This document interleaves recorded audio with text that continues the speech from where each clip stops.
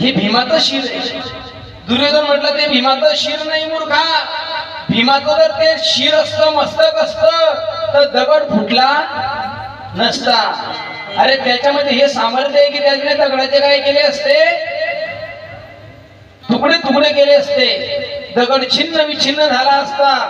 परंतु तो भीम नाही, भीमाचा काय मुलगा आहे.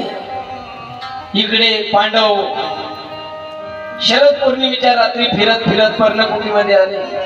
पर्णकुटीच्या द्वारासमोर द्रौपदी आली तर रक्ताचा काय असा लोट वाहत येत असताना त्या द्रौपदीला दिसला. जसा काही पूर आलेला आहे. द्रौपदीने हंबरडा फोडला. पर्णकुटीमध्ये जाऊन पाहते तर पाचही मुलं गतप्राण झालेले आहेत.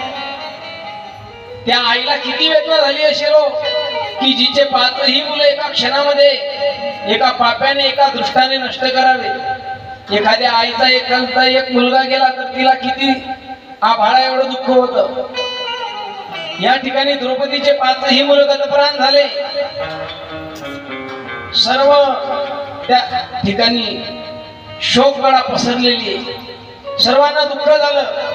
अर्जुनाने पण केला, ज्याने माझ्या मुलांचा घात केला असेल तो कोणी असो कुठे असो त्याला मी सोडणार नाही. आणि भगवान परमात्म्याला सोबत घेऊन अर्जुन निघालेला आहे. इकडे अश्वत्थामा पुढे पडतोय, मागे भगवान कृष्ण परमात्मा त्या अश्वत्थाम्याचा पाठलाग करतात. शेवटी अश्वत्थाम्याला पकडलं आणि पकडल्यानंतर द्रौपदी मातेच्या समोर आणलं आणि सांगितलं, द्रौपदी आता तू जे म्हणशील ते काय शिक्षा याला आम्ही देऊ. आता याचा शरच्छेद करतो मी. भीमदादा म्हटले, अर्जुन याला सोडायचं नाही, कारण याने कृत्य तसं केलं होतं महाराज, निंदनीय कर्म केलं होतं. शेवटी भगवान परमात्म्याला विचारण्यात आलं. भगवान कृष्ण परमात्मा म्हणतात, अर्जुना पहा तू काय मार याला. द्रौपदी माता मात्र अर्जुनाला सांगतात की अर्जुना थांब, याला तुम्ही मारू नका. अर्जुन म्हणतो, द्रौपदी याने तुझे 5 मुलं मारले, 5, आणि तू म्हणते याला मारू नका. हो म्हणे, याला मारू नका, कारण याला जर तुम्ही मारलं तर याची आपल्याला काय लागेल, ब्रह्महत्येचा दोष लागेल. कारण आपला हा कोण आहे, गुरुपुत्र आहे, गुरुपुत्र.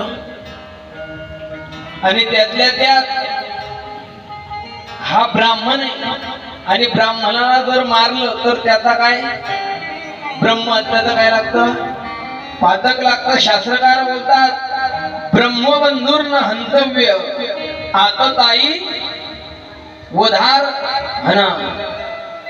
शास्त्र असं बोलतं की ब्राह्मणाला मारू नाही आणि आतताईला मात्र सोडू नाही.